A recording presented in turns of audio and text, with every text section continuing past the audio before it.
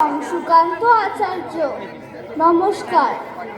বলো তো দেখি, পতাকায় মোদের কয়টি রং আছে?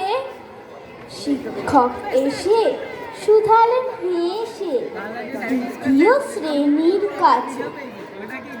একসাথে মিলে সব ছেড়ে বলে চিৎকার করে জোরে, তিনটি বর্ণ রয়েছে রাঙানো জাতীয় পতাকা জুড়ে। শ্রেণীর পিছনে বেঞ্চের কোণে শিশু ছিল এক বসে। পতাকার মাঝে 5 রং আছে, বলল সে মৃদু ভাষে। কথা তার শুনে বাকি শিশুগণে হেসে খায় লুটোপুটি।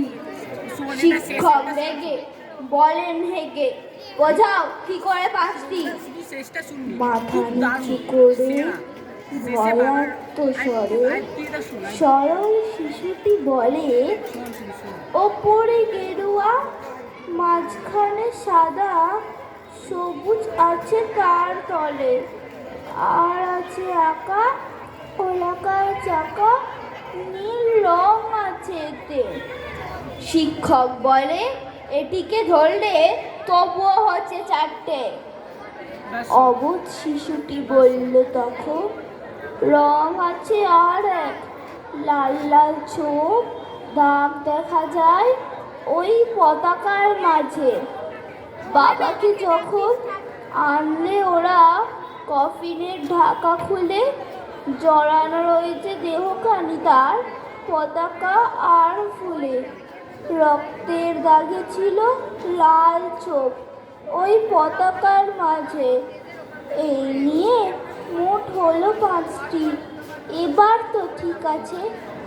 সরল শিশুটির জবাবখানি কাঁপিয়ে দিল বুক, অশ্রু এলো নয়ন ভরে, শুকনো হলো মুখ।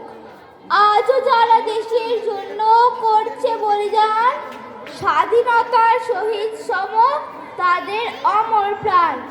হয়েছে স্বাধীন, পেরিয়ে গেছে 70টি বছর, দেশ বাঁচাতে যাচ্ছে যে প্রাণ, রাখছি কি তার খবর?